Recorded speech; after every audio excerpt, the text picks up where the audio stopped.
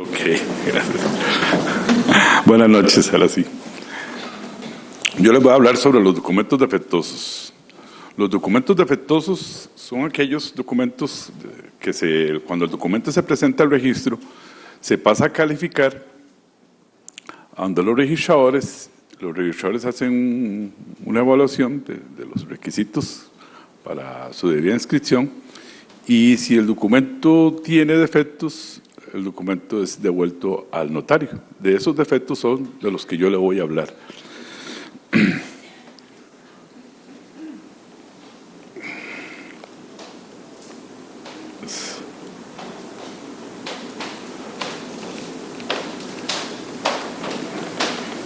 No.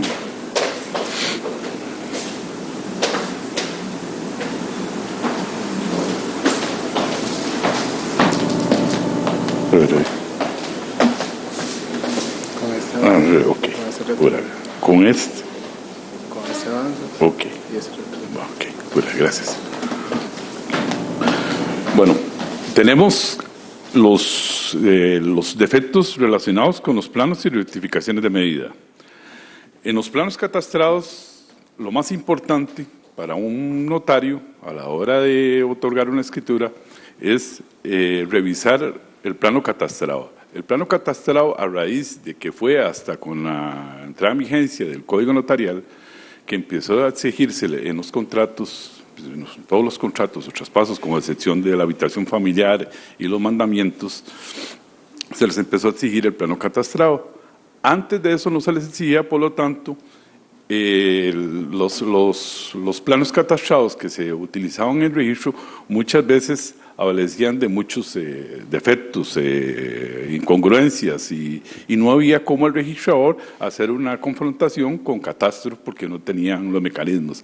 Ahora sí existen los mecanismos y el registrador hace una evaluación del plano catastrado en tres aspectos importantes, que es la situación, el antecedente y la medida. Esos son los tres aspectos más importantes para que un plano, el registrador dé el visto bueno. Los antecedentes del plano pueden ser la finca, misma finca que se está trabajando, puede ser la finca madre, si proviene de una segregación, ¿verdad? O en casos de los antecedentes de las fincas muy viejas, el registro acepta que venga de la finca abuela. En cuanto a la situación, siempre tiene que haber coincidencia entre la situación que indica el registro y la situación que indica el plano. Muchas veces encontramos que en la escritura viene la situación que pone el notario es diferente a la que indica el plano catastrado, porque es la más actualizada. Pero de conformidad con el Código Notarial, el plano catastrado es el que manda. Por lo tanto, si queremos utilizar la situación correcta o actual de la finca, necesitamos hacer un nuevo plano. No hay otra situación. Antes se justificaba por medio de la ley de planificación urbana, de la ley de que se hacía la corrección y ahora no se permite. Por lo tanto, si la situación está incorrecta y la queremos corregir, sería con un nuevo plano. O de lo contrario, utilizar la situación del plano que está en el registro. No. También tenemos en las segregaciones con los planos el visado municipal. El visado municipal es muy importante en virtud de que ese es como el requisito para que se acepte el plano en el registro. Pero hay un problema, que actualmente las municipalidades utilizan dos visados. Un visado para inscribir el plano en catastro y el visado que utilizamos nosotros de la planificación urbana. Entonces, no deben de confundir ustedes, si el registrador les pone a ustedes que falta el visado municipal o ustedes dan fe del visado municipal, que ese visado municipal sea el de planificación urbana, la ley de planificación urbana, y no el que autoriza para inscribir en el registro el topógrafo, ¿va? Tienen que tener mucho cuidado porque pueden caer en ese error no. En los planos, siempre que se utiliza un plano nuevo o vamos a trabajar con planos nuevos, sea en segregaciones o en fincas, el notario tiene que dar fe de que se ajusta un todo al plano. También tenemos tener mucho cuidado en las situaciones en cuanto a los defectos cuando el registrador le pone que la finca se encuentra en zona catachada y que el plano no cuenta con los requisitos de ley. Para los notarios no hay forma de cómo verificar si el plano tiene el check. El check es un visto bueno, ¿verdad?, que tienen el plano catachado en pantalla cuando las fincas se encuentran en zona catachal. Lo que tienen que hacer ustedes es subir al departamento de catastro y hacer la consulta, porque no hay otra forma para que ustedes lo hagan. El registro, me contaron, pues estuve averiguando, me dijeron que les iban a buscar la forma para que ustedes puedan tener esa facilidad de colgar si el plano y la finca, hacer zona catastral, concluyen con la forma. Cuando los planos se encuentran caducos, el plano, lo que hace el registrador es poner el defecto y el notario lo que puede hacer es ir donde el mismo topógrafo y pedir que lo vuelva a hacer de nuevo, que lo vuelva a presentar de nuevo. Es la única forma, o hacer un plano nuevo. Los planos tienen 1 año, nada más, y 3 años para los efectos judiciales. En cuanto a informaciones posesorias, ya el registro tomó nota que en esos casos hasta de oficio lo hace el registro, mandando una nota el registrador a la dirección para que se le extienda el plazo o se le justifique. Por lo general, a veces el juez pone en el documento, en la sentencia, ¿verdad?, de que en virtud de ser una información posesoria se le exima de ese requisito de la caducidad.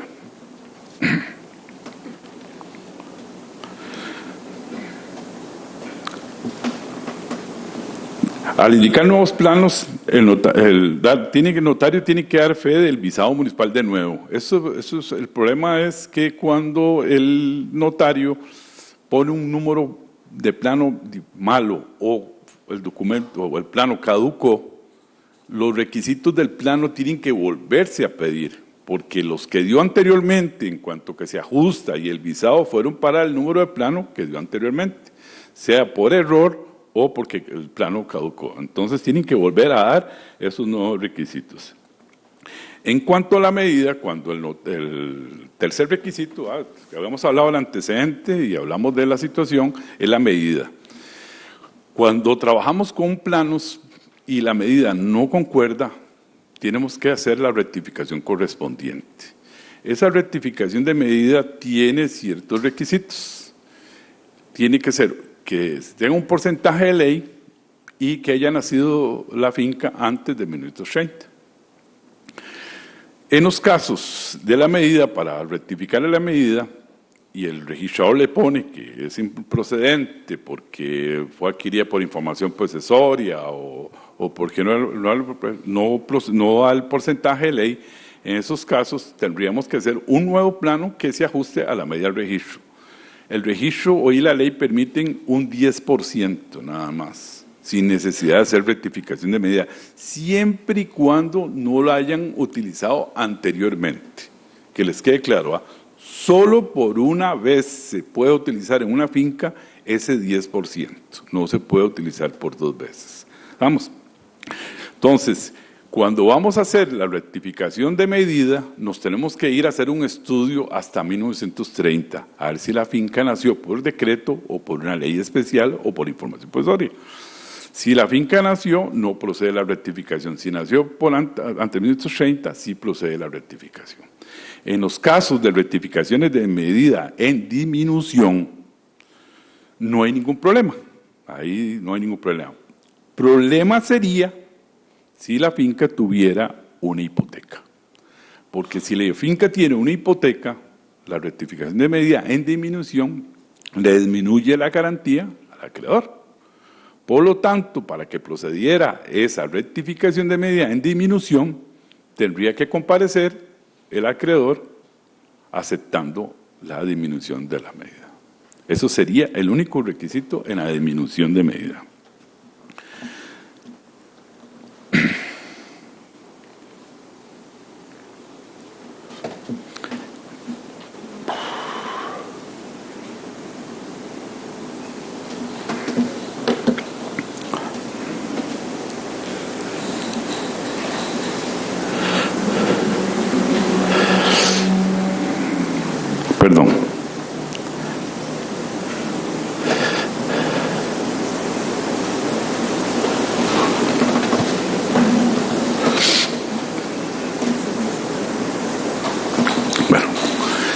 Dice, en las reuniones de fincas, cuando el registrado le pone no cierre la medida de la reunión con la medida de finca a reunir, eso se refiere que cuando tenemos varias fincas y las vamos a reunir, es muy probable que esa información de la reunión no va a coincidir con la del plano.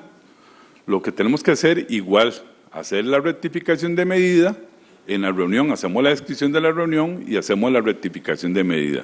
Ahí no habría ningún problema, siempre y cuando, si se disminuye, lo que les dije anteriormente, y hay hipotecas, el consentimiento del acreedor, y si fuese el caso en aumento, pues hacer el estudio correspondiente si procede.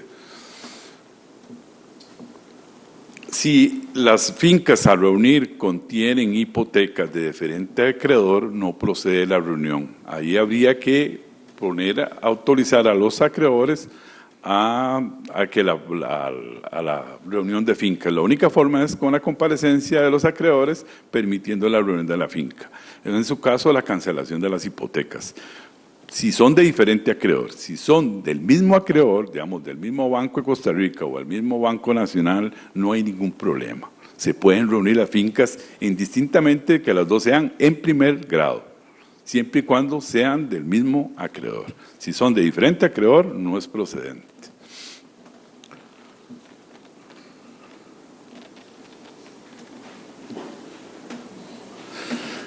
En cuanto al notario, en cuanto a la medida, siempre en todos los planos vamos a tener que dar fe, ¿verdad?, de que se ajusta, y en las reuniones requiere sustitución de garantía hipotecaria en la finca resultante.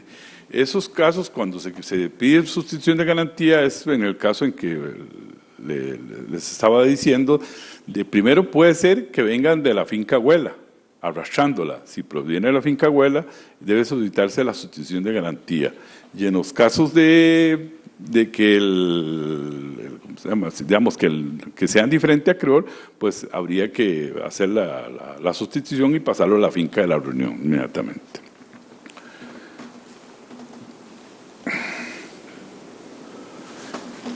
En traspasos, aquí me refiero a cualquier tipo de traspasos, sean ventas, donaciones, sucesiones, daciones en pago, todo tipo de traspaso requiere estos requisitos. Por lo general, en todos los documentos de traspasos,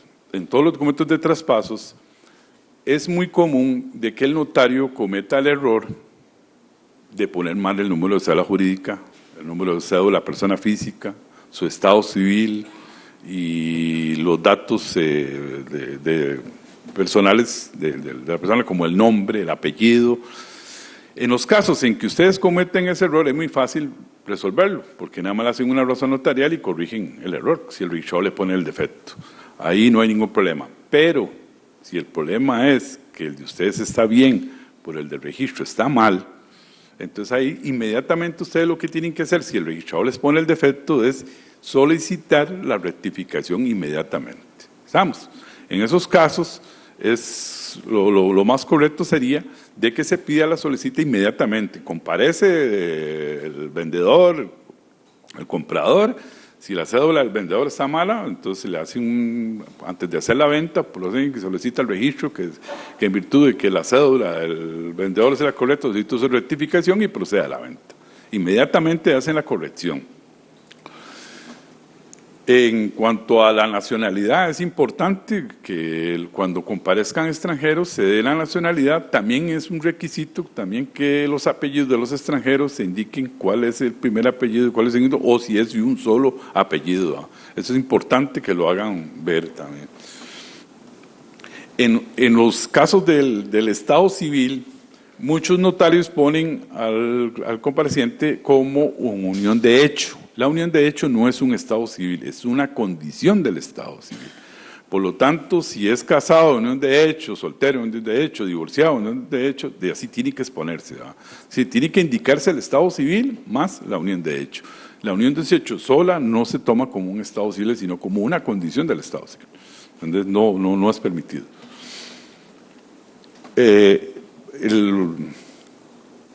En cuanto al indicar el número de identificación del menor, ya ustedes tienen conocimiento que la identificación del menor son las inscripciones en el registro civil, pero del patronato donde se indica donde está inscrito, lo que es el tomo, el asiento y la provincia. Es importante que ese dato se da porque ya esa va a ser la cédula de él y va a quedar de una vez ya debidamente inscrito en el registro con ese dato.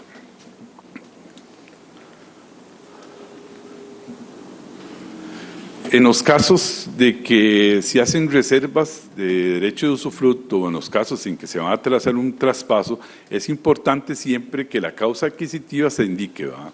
Si es por donación, si es por venta, eso para efectos de gananciales. En los casos de las personerías, el artículo 84 es muy exigente en el sentido de que si no se dan las citas de la personería, del notario de fe, se le debe cancelar la presentación, porque ese mismo artículo dice que si la sociedad no está inscrita, es de cancelar la presentación. Si no está inscrita, se debe cancelar la presentación. Entonces tienen que tener mucho cuidado ustedes en no omitir ese requisito de las citas de inscripción de la sociedad. Al momento en que da fe de la personería, debe ser con vista al tomo tal, asiento tal del escrito, o con vista a la cédula jurídica. Siempre debe ser como un requisito para que no le cancelen la presentación. En los actos que requieren diligencias de utilidad y necesidad, principalmente eso, para ustedes es muy claro de que si un menor tiene un derecho real en el registro, escrito a su nombre, y alguien va a disponer, necesitan diligencia, pero cuando es afecto de patrimonio familiar y tiene un beneficio el menor, ustedes omiten eso, ¿va?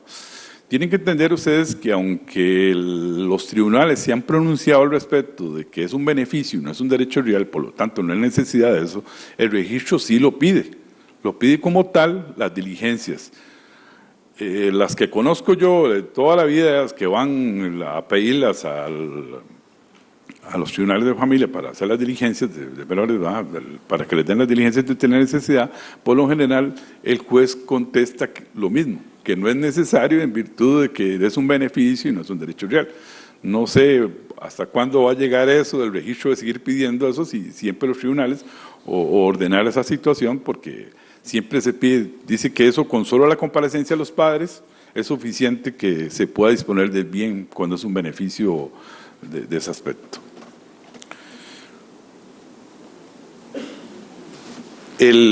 Me brinqué uno que es muy importante, que es el propietario adquirió a título oneroso y casado. Por lo general, cuando ustedes hacen una escritura y su cliente llega y comparece ante ustedes divorciado o viudo, inmediatamente deberían de encendérsele como el bombillo, como diciendo, bueno, aquí tiene que haber algo, porque en el registro es casado y viene divorciado o viudo y no hay ni divorcio escrito en el registro ni hay sucesión de por medio. Inmediatamente ustedes hacen un estudio de gananciales, eso es importantísimo. Ustedes se dan cuenta que tienen que hacer un estudio de gananciales cuando comparece con esos estados civiles, divorciado o viudo, y en el registro. Cuando hacen el estudio, ustedes aparece casado una vez por compra. Si es por donación, no, porque es un bien propio, ¿verdad? Entonces, en ese caso, ustedes hacen, si ya y la escritura la hicieron y la presentaron y le pusieron el defecto, ahí es donde viene el problema. Porque para corregirlo tendríamos que abrir la sucesión, ¿verdad? El problema grande, ¿verdad? O conseguir el divorcio.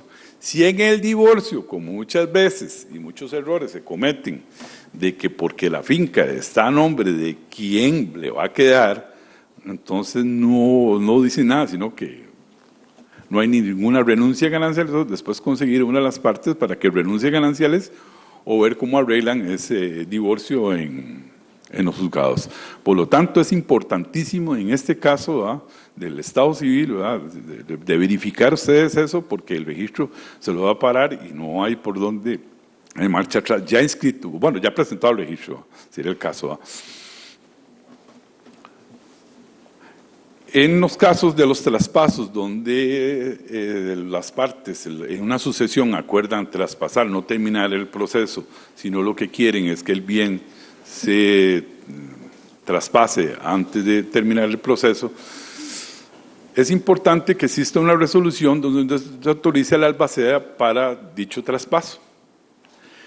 Esa resolución es importantísima y nunca viene. Ponen a la albacea a vender y el albacea nada más viene el notario de fe, que es el albacea con vista al expediente.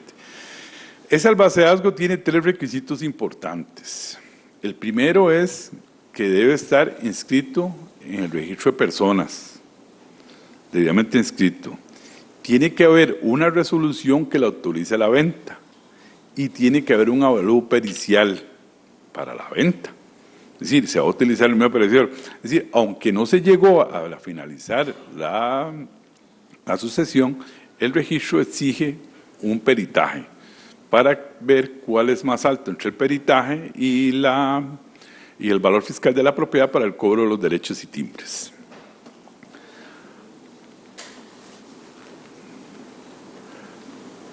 En los casos de la asamblea de asociados o de asociaciones de desarrollo comunal, como en las cooperativas, en las leyes les dan un poder general a los representantes, al presidente principalmente, que es el que le dan un poder general. Eso lo hacen para limitarlo, para no disponer de los bienes. Por lo tanto, no pueden comparecer con el poder general que le dan a hacer ningún trámite sobre los bienes de las asociaciones o cooperativas. Por lo tanto, tiene que haber una autorización. Sin esa autorización, no pueden los presidentes de las cooperativas y asociaciones hacer los traspasos. Siempre que le llegue un caso de esos, es requisito la autorización. Hay casos que llegan ellos con poder generalísimo, ya eso, no sé si verdaderamente se lo dieron el poder generalísimo y para que actúe, no hubo ningún inconveniente, ¿va? Pero por lo general el presidente lo que tiene es un poder general, ¿va? Necesitan una autorización.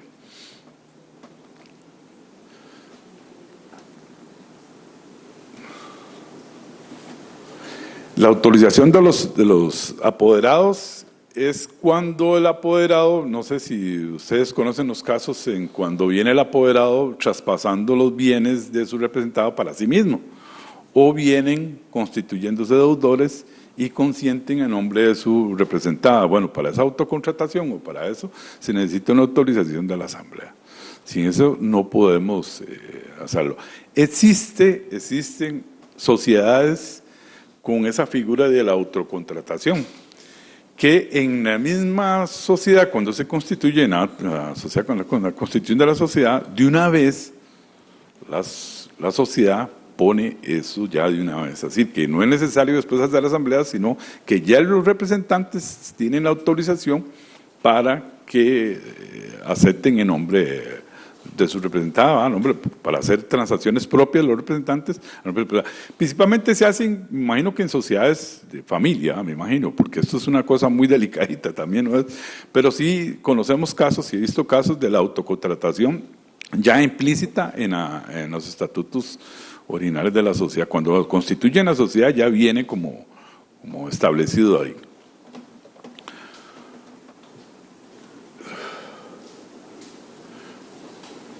Bueno, este artículo, este defecto no lo voy a ver porque me contaron, estaban hablando de que viene una reforma a la ley de insania y representantes.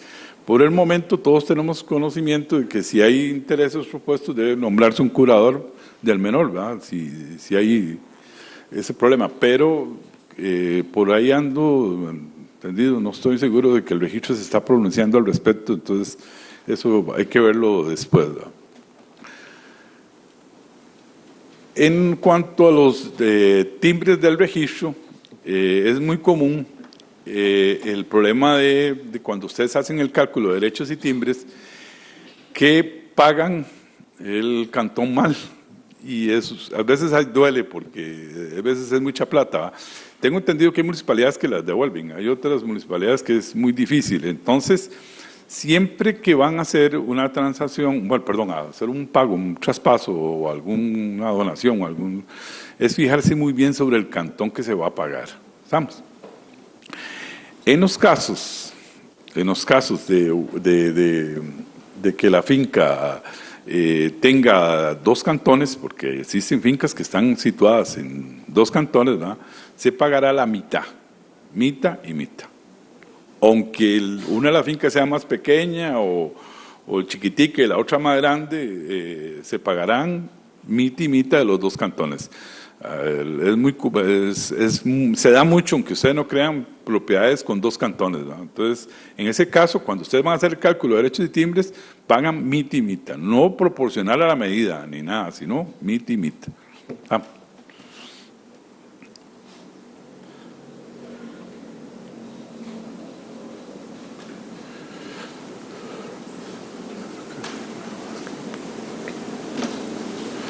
Cuando se va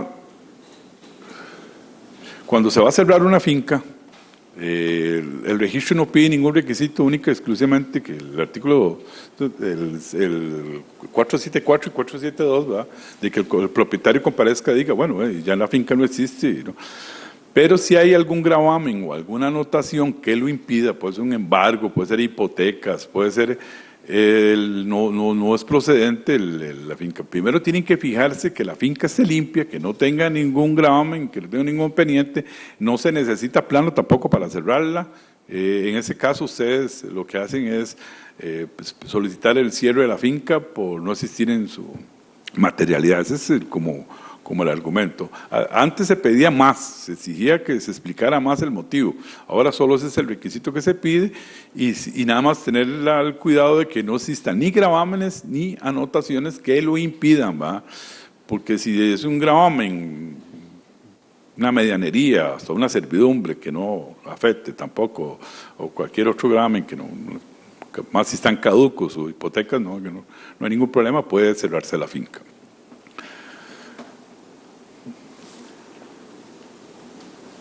En estos casos de las inmovilizaciones y de los avisos catastrales y todas esas cosas que las advertencias administrativas en los traspasos, que acaba de hablar Lupita Ortiz y creo que ayer habló Dagoberto, en esos casos yo en los casos, para referirme sobre defectos, les recomendaría subir yo creo que muchos de ustedes lo han hecho, a hacer la consulta del asesor legal, empaparse del asunto, ¿verdad? De cómo está la situación antes de trabajar con cualquier propiedad en un estado. Si es por la vía judicial la inmovilización, pues ir al tribunal, ¿verdad? Eso es lo que yo recomiendo en cuanto al defecto, ¿verdad? Tienen que tener claro una cosa, que si el registrador lo pone, ellos están obligados a hacer la consulta. Por lo tanto, si lo puso, es porque no procede, así que no hay otra forma. Si no hubiera ningún inconveniente, no lo pone porque la ley no impide la inscripción de documentos con fincas con advertencias o avisos catastrales. Pero si ellos hacen el estudio y se dan cuenta de que algún inconveniente hay, entonces sería mejor que siempre que se encuentren en un caso de esos, hagan la consulta correspondiente. Las donaciones. En las donaciones existen ciertos requisitos para las donaciones y uno de esos es la autorización de la Asamblea General para donar. Para donar en nombre de otro, dice el artículo 1408, que para donar en nombre de otro se necesita un poder especialísimo. Por lo tanto, no se permite ni uno generalísimo ni uno especial, sino un poder especialísimo. La otra también que acepta el registro es una autorización de la Asamblea.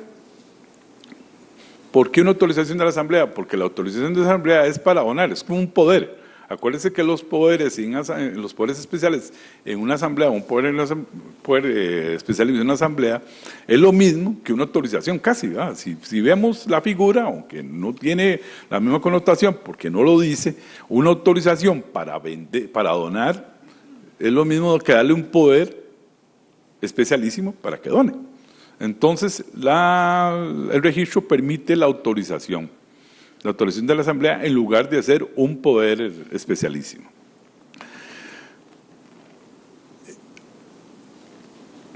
En los casos de que ustedes vayan a hacer una donación y el donatario no está presente, porque está fuera del país, porque no puede, porque está incapacitado, la ley en el artículo 1399 le da un año.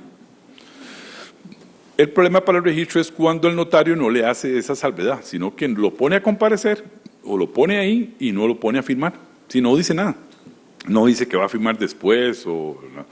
Entonces, es bueno que ustedes hagan saber al registro cuando no va a firmar el donatario la situación por qué lo hace. Es bueno que lo hagan. Ahora, si el registrador le pone el defecto, la única forma de corregirlo es por adicional. Vamos, es un adicional donde comparezca el donatario aceptando la donación. Esa aceptación de la donación tiene que ser dentro del año por otorgamiento y no por presentación al registro. Quiere decir que el documento, si se otorgó dentro del año, pueden presentarlo en cualquier momento después, no hay ningún problema. Eso no hay ningún problema, pero que esté otorgado. ¿Eh? Vamos, que es importante el año exacto. ¿Eh? En las hipotecas, ustedes que son del banco, eso es importante porque se está aplicando a partir de ahora única y exclusivamente para los bancos. Este artículo, el artículo 498 del Código de Comercio, habla de que los intereses moratorios solo podrán ser un 30% del interés corriente, más que eso no se puede. Entonces, cuando ustedes hacen una hipoteca y el interés es superior al 30%, el registrador le va a poner el defecto y por lo tanto será corregida por adicional, aunque no hay comparecencia del acreedor. Sí, mi amor.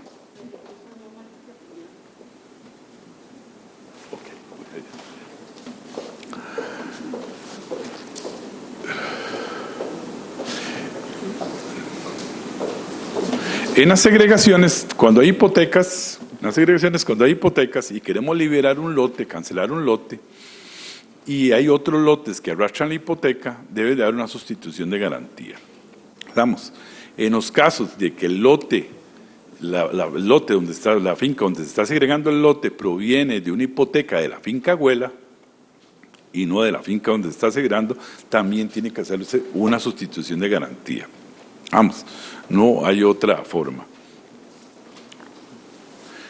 No procede solidaridad entre acreedores, por lo tanto tiene que darse el monto por cual se constituye cada acreedor por el monto que se constituye acreedor, ¿verdad? Si tenemos 2 o 3 acreedores, el notario tiene que indicar del monto del crédito cuánto corresponde para cada acreedor. Las responsabilidades de las fincas nunca pueden ser mayor al monto del crédito. Si tenemos, hay personas que juegan hasta con los intereses o que si ahora le presto 10 millones, dentro de un año van a ser 12 millones, entonces ponen las responsabilidades a base a eso. No, si la hipoteca es por 10 millones, si son 2 fincas, serían 5 millones cada una, o 7 y 3, o como sea. Tienen que indicar expresamente también.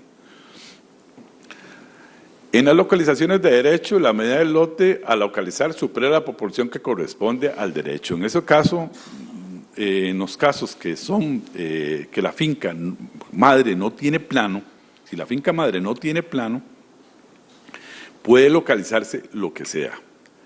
Pero si la finca no tiene plano, el juez tiene que adjudicar proporcional a la medida o al derecho, proporcional al derecho que se tiene con respecto a la medida.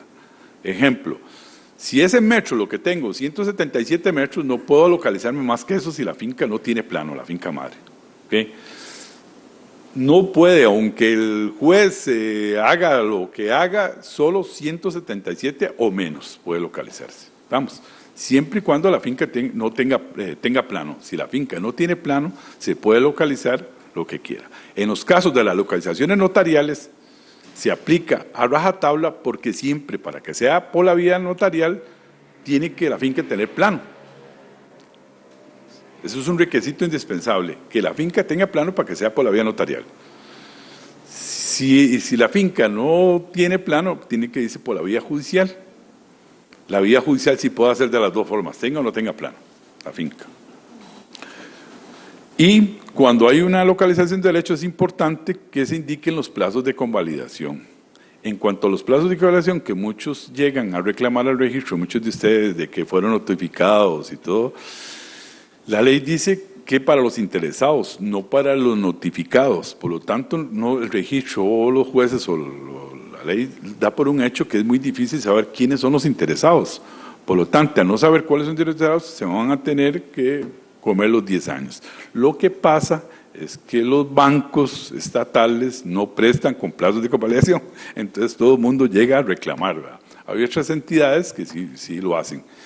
No sé si han cambiado esa norma, pero creo que los bancos estatales no permiten hipotecar con plazos de convalidación, por lo menos a la idea, que eso es lo que tengo yo entendido.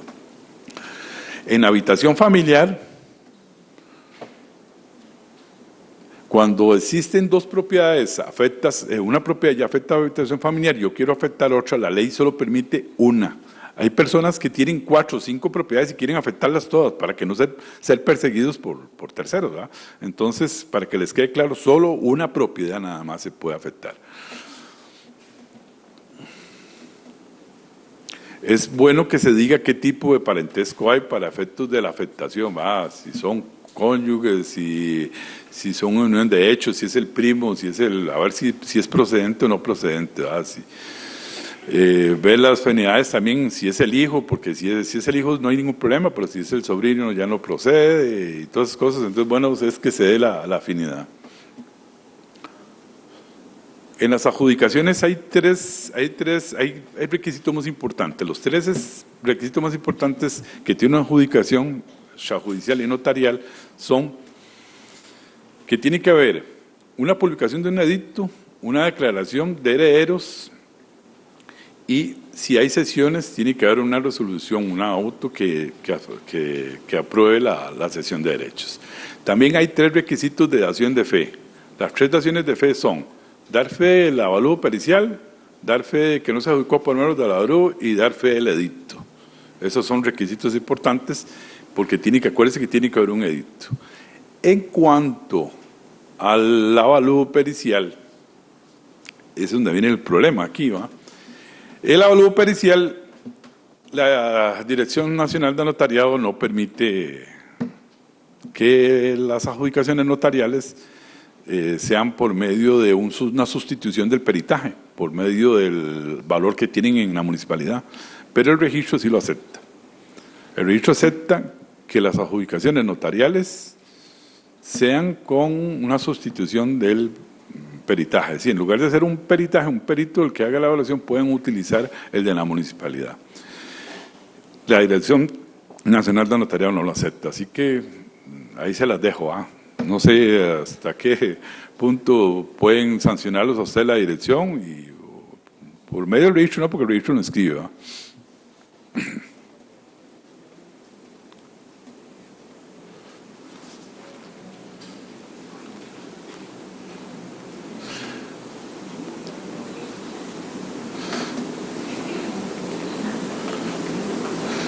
En los remates debe transcribirse fielmente y en forma total o parcial el documento o pieza que se protocoliza. Eso es importantísimo. Reintegrar el impuesto de traspaso de acuerdo al precio de la subasta. ¿Por qué esa diferencia? Porque la ley dice que los derechos y timbres serán entre el mayor valor, pero el impuesto de traspaso en valor de la subasta. Ahí se economizan un poco. Algo de platilla. Cesión de derechos del rematario extemporáneo, indicar causa traslativa y pagar el tributo. En los casos de cuando es extemporánea la cesión de derechos, debe hacerse, muchas veces si no se hace en el acto, debería hacerse por medio de una adicional para corregir el error. O si no, si en el mismo acto pueden comparecer, aunque en lugar de hacer una protocolización, pueden hacer una comparecencia ahí al final de la escritura y hacer el traspaso, sea por venta o por lo que sea. En los documentos en general, ya tengo que terminar, en los documentos en general tenemos los antedocumentos. Tengan mucho cuidado ustedes cuando llegan a una propiedad y encuentren un antedocumento. Será bueno que siempre se fijen en el estudio para que después no comprometan al cliente, porque después llegan, ay, coordinador, bueno, yo ya no trabajo registro, pero era eso de todos los días, ¿verdad? Mira, ¿qué hago? No lo vi, no estaba, no existía.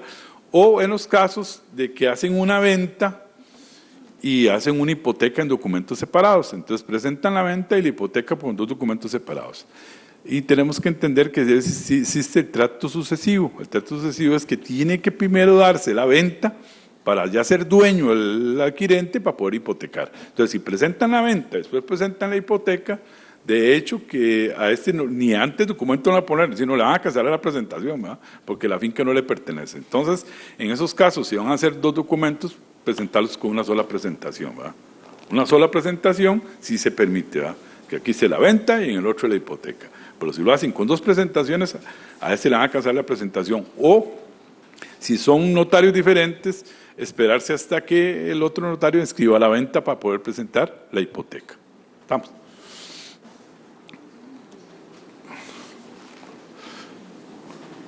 En los casos de los referendos, del refrendo del INDER y de los demás casos, ya el registro por causa de refrendo y por causa de autorización del MAMBI cancela presentación, ¿va? Entonces, en esos casos siempre tienen que ser, antes de otorgar la escritura, solicitar las autorizaciones, ¿va? No procede después. Aunque las del BAMBI, como no es, el artículo 7 dice que sí tiene previas solo a la del INDER, ¿va? La que llamamos antes el IDA, la del BAMBI sí es posible, pero tiene que presentarse al registro con la respectiva autorización. Ya, la autorización puede ser después del otorgamiento, pero a la hora de presentar el documento al registro, tiene que ir con la autorización, si no se le cancela la presentación. La del IDA tiene que ser previa al otorgamiento.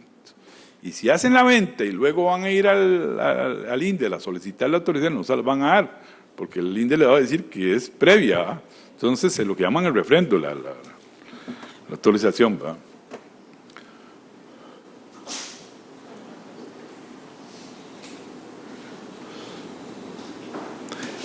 En estas del sello blanco y las firmas, no se les olvide en los casos del artículo 184 del Código Notarial sobre los requisitos de seguridad del documento. Entonces, lo que hablamos es la boleta, el papel de seguridad y y la firma de la escritura. Son importantísimos porque muchos de esos son para cancelar la presentación.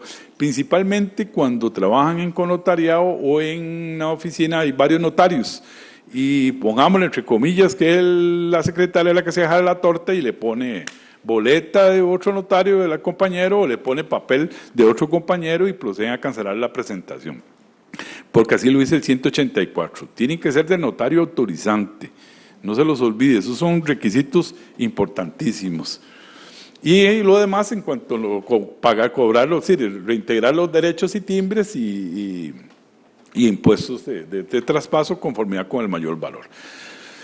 Nada más quiero decirles unas cositas antes de terminar, aunque falta más, pero estamos cortos de tiempo, sí quiero decirles que para subsanar defectos, la mayor parte de estos defectos es por medio de una razón notarial con vista a la matriz o con vista al margen de la matriz.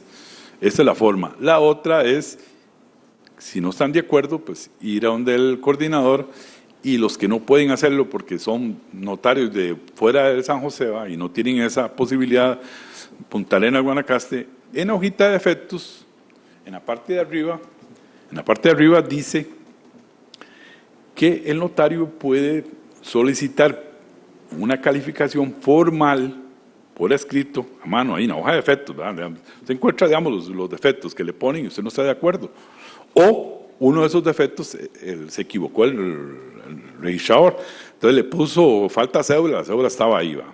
Entonces ustedes pueden con lapicero poner ahí lo que no están de acuerdo, o el sustento jurídico, lo firman y le ponen sello y lo mandan igual con el mensajero o con el tramitador para que lo presente al registro.